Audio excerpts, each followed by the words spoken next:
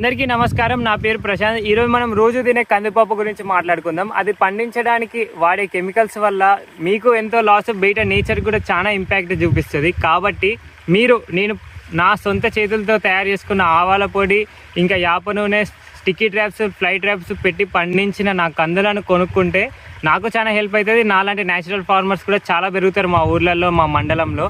So నా పప్పు కేవలం 220 రూపీస్ మాత్రమే. ఇది కూడా బయట ఆర్గానిక్ స్టోర్స్లో ఉన్న ప్రైస్ని ఉద్దేశంగా పెట్టింది. లేదంటే దీని వాల్యూ ఇంకా చాలా ఎక్కువే. గంగి గోవు పాలు గరిటెడైనా చాలంటారు. మీరు నా పప్పు కొంచెం తిన్నా దానికంటే ఎక్కువ ఇంపాక్టే చూపిస్తుంది. లేదంటే నాది కొనకపోయినా ఏం కాదు, దాన్ని అయితే సపోర్ట్ చేయకండి. దానివల్ల ఫుల్ లాస్ నేచర్కి, ఇంకా మీ హెల్త్కి కూడా. సో ఒకవేళ నా దగ్గర కొనుక్కోలేకపోయినా మీ లోకల్ ఫార్మర్స్లో ఎవరి దగ్గరైనా కొనుక్కోండి. సో కర్నూలులో ఉన్న వాళ్ళు, లేదంటే జోగులాంబ గద్వాల జిల్లాలో ఉన్న వాళ్ళు నా దగ్గర తీసుకోండి. వేరే వాళ్ళకి ఆప్షన్ లేకపోతే నాకు పెట్టండి, నేను ట్రాన్స్పోర్ట్లో పంపిస్తాను.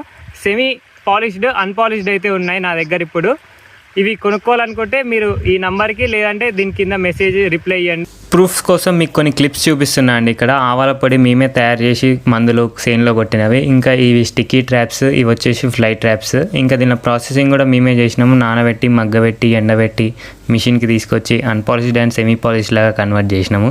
దీనిలో పప్పు కూడా చేసుకొని చూసిన. ఫైనల్లీ మనకు అన్పాలిష్డ్ అండ్ సెమీ పాలిష్డ్ ఇవి.